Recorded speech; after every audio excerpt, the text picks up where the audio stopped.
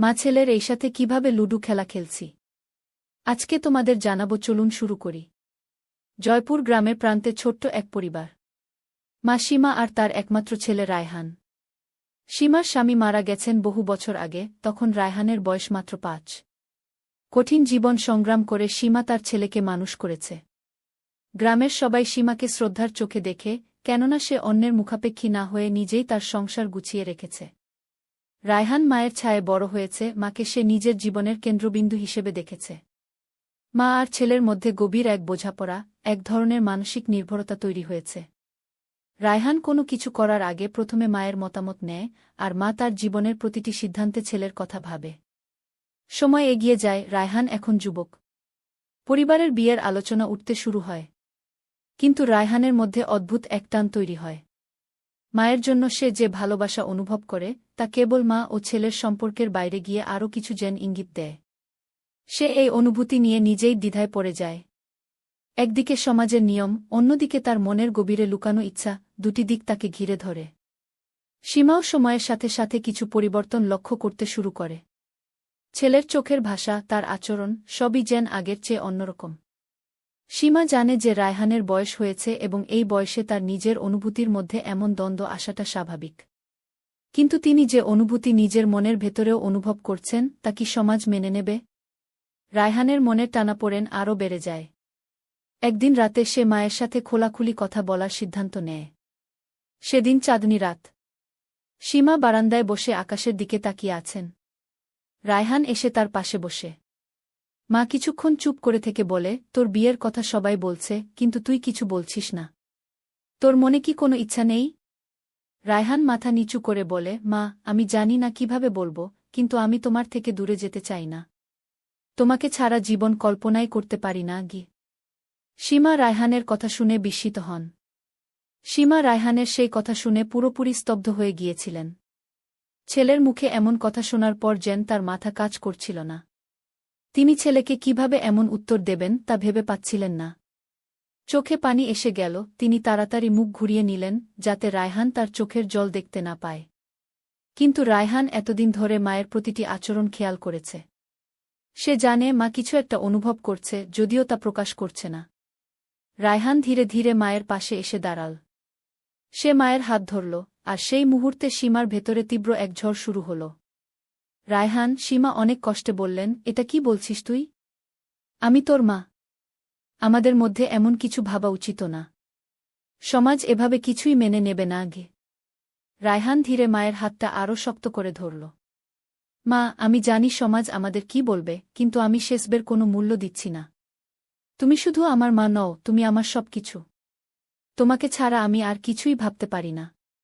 আমি চাই তুমি আমার জীবনসঙ্গী হও। সীমার চোখ ভিজে উঠল। তার মনের ভেতর বহুদিনের লুকানো অনুভূতি যেন আস্তে আস্তে প্রকাশ পেতে শুরু করল, যা এতদিন তিনি লুকিয়ে রেখেছিলেন। কিন্তু সেই অনুভূতি আর চাপিয়ে রাখা সম্ভব হচ্ছিল না। ছেলের মুখের দিকে তাকিয়ে তিনি অনুভব করলেন, এই সম্পর্ক শুধু মা-ছেলের সম্পর্ক নয়, তাদের মধ্যে অন্য কিছু আরও গভীরভাবে লুকিয়ে আছে। সীমা চুপ করে বসে রইলেন কিছুক্ষণ, যেন তার সমস্ত শক্তি হারিয়ে গেছে। রায়হানও কোনো কথা বলছিল না, শুধু মায়ের হাত ধরেছিল, যেন তার স্পর্শই সবকিছু বোঝাতে পারবে। দীর্ঘক্ষণ চুপ থাকার পর সীমা বললেন, রায়হান, তুই যা বলছিস তা আমি বুঝতে পারছি। কিন্তু আমাদের সম্পর্ক এমন একটা জায়গায় দাঁড়িয়েছে, যেখান থেকে পেছনে ফেরা খুব কঠিন। আমি জানি না এই পথে গেলে আমাদের জীবনে কি অপেক্ষা করছে, কিন্তু আমি তোকে হারাতে চাই না। রায়হান মায়ের কথায় সাহস পেল। সে মায়ের চোখের দিকে তাকিয়ে বলল, তাহলে আমাদের একসঙ্গে থাকতে দাও, মা। আমাদের বিয়ে হওয়া উচিত। আমি তোমার যত্ন নেব, তোমাকে সব সুখ দেব। সীমা ভেতরে ভেতরে দ্বিধায় থাকলেও ছেলের আকাঙ্ক্ষা আর ভালোবাসার সামনে আর কিছু বলতে পারলেন না। রায়হানের প্রস্তাবে সীমা পুরোপুরি নিস্তব্ধ হয়ে যান। তার মন দ্বিধার মধ্যে পড়ে যায়, একদিকে সমাজের ভয়, অন্যদিকে ছেলের প্রতি তার অদ্ভুত ভালোবাসা। দিনকে দিন তাদের সম্পর্কের গভীরতা এতটাই বেড়ে গেছে যে তা এখন আর অস্বীকার করা সম্ভব হচ্ছিল না। সীমা জানতেন, যদি তিনি এই সম্পর্ককে মেনে নেন, তবে তাদের জীবন চিরতরে বদলে যাবে। সমাজ তাদের ক্ষমা করবে না, তাদের সম্পর্ককে ঘৃণার চোখে দেখবে। কিন্তু রায়হানের চোখে যে ভালোবাসা তিনি দেখতে পাচ্ছেন, তা তাকে বাধ্য করছে অন্যভাবে ভাবতে। এই সম্পর্ক যেন শুধু মা আর ছেলের মধ্যে সীমাবদ্ধ নয়, বরং আরও গভীর কিছু। পরের দিন সকালে সীমা একা বসে ভাবছিলেন। তার মন ভীষণ অস্থির। তিনি সিদ্ধান্ত নিতে পারছেন না কি করবেন। তার নিজের মধ্যে এক ধরনের অপরাধবোধ তৈরি হচ্ছিল। কিন্তু সেই অপরাধবোধের সঙ্গে সঙ্গে এক অদ্ভুত সুখের অনুভূতিও ছিল। এই অনুভূতি যে তার জন্য নিষিদ্ধ তা তিনি জানতেন, তবু তিনি তা উপেক্ষা করতে পারছিলেন না। রায়হান তখন মায়ের কাছে এসে বলল, মা, আমি তোমার কাছে আর কিছু চাইতে আসিনি। আমি শুধু চাই তুমি যা ঠিক মনে করো তা করো। আমি তোমার সিদ্ধান্তকে সম্মান করব, তবে জানো আমার মনের কথা। আমি তোমাকে ছাড়া থাকতে পারব না। সীমা ছেলের এই আত্মবিশ্বাস আর ভালোবাসায় আরও অস্থির হয়ে পড়লেন। তিনি জানতেন রায়হান তার প্রতি কতটা আবেগী। কিন্তু তিনি নিজেও জানতেন তাদের এই সম্পর্ক নিয়ে সমাজ কি বলবে। তার ভেতরের লড়াই আরও তীব্র হয়ে উঠল। সীমা ধীরে ধীরে বললেন, রায়হান, আমি জানি তুই আমাকে কতটা ভালোবাসিস। আমিও তোকে ছাড়া বাঁচতে পারব না। কিন্তু সমাজ আমাদের মেনে নেবে না, এই সম্পর্ক নিয়ে আমাদের খুব কষ্ট হবে। তুই বুঝতে পারছিস না, আমরা কোনো স্বাভাবিক দম্পতির মতো জীবন কাটাতে পারব না। রায়হান মায়ের চোখে গভীর দৃষ্টিতে তাকিয়ে বলল, মা, আমি জানি এটা সহজ হবে না। কিন্তু আমরা যদি একসাথে থাকি তবে সব কিছু মোকাবিলা করতে পারব। তুমি আমার জীবন, আমি তোমার সাথেই থাকতে চাই। সীমা চুপ করে রইলেন কিছুক্ষণ। তিনি জানতেন রায়হান যা বলছে তা মিথ্যা নয়। তার নিজের মনও চায় ছেলের সাথে থাকতে, তার জীবনের বাকি সময়টা এই সম্পর্কের মধ্যে কাটাতে। কিন্তু সমাজ, পরিবার এবং তাদের চারপাশের মানুষজন সবাই তাদের বিচার করবে, তাদের ঘৃণা করবে। তবু নিজের মনে গোপন এক সাহস জাগ্রত হল। অবশেষে সীমা একটি গভীর শ্বাস নিলেন এবং বললেন, রায়হান, আমি তোর সঙ্গেই থাকতে চাই। তবে আমরা কিভাবে এই সম্পর্ককে সামনে নিয়ে যাব তা ভেবে দেখতে হবে। রায়হান মায়ের মুখে এই কথা শুনে খুশিতে ভরে গেল। সে মাকে জড়িয়ে ধরে বলল, মা, আমি জানতাম তুমি আমাকে কখনো ছেড়ে যাবে না। আমরা একসাথে সব কিছু ঠিক করে নেব। এই মুহূর্তে তাদের দুজনের সামনে নতুন এক জীবন অপেক্ষা করছে, এক নিষিদ্ধ সম্পর্কের নতুন অধ্যায়, যা ভালোবাসা আর সমঝোতার মাধ্যমে শুরু হতে চলেছে। কিন্তু সেই ভালোবাসা তাদের কতদূর নিয়ে যাবে তা কেবল সময়ই বলে দেবে। সীমা আর রায়হান তাদের সিদ্ধান্ত নিয়ে আরও কয়েকদিন গভীরভাবে ভাবলেন। তারা বুঝতে পারছিলেন যে তাদের সামনে অনেক বাধা, অনেক ঝড় অপেক্ষা করছে। কিন্তু একে অপরের প্রতি যে অদম্য ভালোবাসা তারা অনুভব করছিলেন তা তাদের সাহস যোগাচ্ছিল। তারা ঠিক করলেন সমাজের ভয় আর লজ্জাকে উপেক্ষা করে নিজেদের মতো করে জীবন সাজাবেন।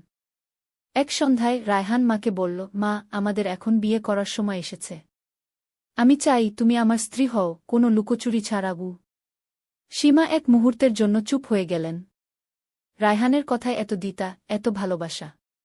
কিন্তু বিয়ে, এই কথাটা শুনতেই তার বুক কেঁপে উঠল। বিয়ে কি শব্দটা শুনলেই তার মাথায় সমাজ, পারিবারিক দায়িত্ব আর চারপাশের মানুষের মুখ ভেসে উঠছিল। কিন্তু রায়হান তার হাত ধরে দৃঢ়ভাবে বলল, মা, আমি জানি এটা সহজ হবে না। কিন্তু তুমি কি আমাকে এভাবে ভালোবাসা দিয়ে আমার জীবনে থেকেও কখনো অন্য কারো সাথে দেখতে চাও? আমি তোমার সাথেই থাকতে চাই, তোমাকে ছাড়া বাঁচতে পারব না। সীমার মন ধীরে ধীরে নরম হয়ে আসছিল। সে বুঝতে পারছিল যে রায়হানের ভালোবাসার থেকে তাকে দূরে রাখা সম্ভব নয়। কিন্তু সমাজের দিকে তাকিয়ে তার দ্বিধা কাটছিল না। তবুও তিনি নিজের মনের কথা শুনতে চাইলেন। এতদিন ধরে যে নিষিদ্ধ আকাঙ্ক্ষা তার মনের ভেতরে ছিল তাকে আর আটকানো সম্ভব হল না। এক সকালে মা-ছেলে দুজন মিলে গ্রামের বাইরে এক মন্দিরে গেল। সেই মন্দিরে গিয়ে তারা সিদ্ধান্ত নিল, কোনো আড়ম্বর ছাড়াই সবার চোখের আড়ালে নিজেদের জীবনের সবচেয়ে বড় সিদ্ধান্ত নেবে। তারা দুজন একে অপরের সামনে প্রতিজ্ঞা করল ভালোবাসা আর বিশ্বাসের বন্ধনে আবদ্ধ থাকবে। সীমা এবং রায়হান মন্দিরের পুরোহিতকে ডেকে আনার পর নির্বে এবং গোপনে তাদের বিয়ে সম্পন্ন হল। সেই মুহূর্তে তাদের মধ্যে যেন সব দ্বিধা, ভয় কেটে গেল। তারা এখন একে অপরের জীবনসঙ্গী। মায়ের সঙ্গে ছেলের সম্পর্কের সীমা পার হয়ে তারা নতুন এক সম্পর্কে জড়িয়ে গেল। বিয়ের পর তারা নিজেদের নতুন জীবনের দিকে তাকাতে শুরু করল। সীমা ভেবেছিলেন এই বিয়ের পর তার অপরাধবোধ হয়তো আরও বেড়ে যাবে, কিন্তু তার পরিবর্তে তিনি অনুভব করলেন এক ধরনের শান্তি। এতদিনের লুকানো আকাঙ্ক্ষা, যন্ত্রণা এবং সমাজের ভয় তাকে ভেতরে ভেতরে গ্রাস করছিল। কিন্তু রায়হানের সঙ্গে তার নতুন সম্পর্ক সেই সমস্ত মানসিক যন্ত্রণা থেকে মুক্তি এনে দিল। কিন্তু তারা জানত এই সম্পর্ককে সবার সামনে আনা খুব কঠিন হবে। প্রথম কয়েক সপ্তাহ তারা নিজেদের বিয়ের খবর গোপন রাখল। গ্রামের মানুষজন রায়হানের বিয়ের খবর জানতে চাইলেও সীমা আর রায়হান কোনো উত্তর দিচ্ছিল না। কিন্তু একদিন তাদের বিয়ের কথা গ্রামের কয়েকজন জেনে যায়। চারপাশে গুঞ্জন শুরু হয়, মানুষজন অবিশ্বাসের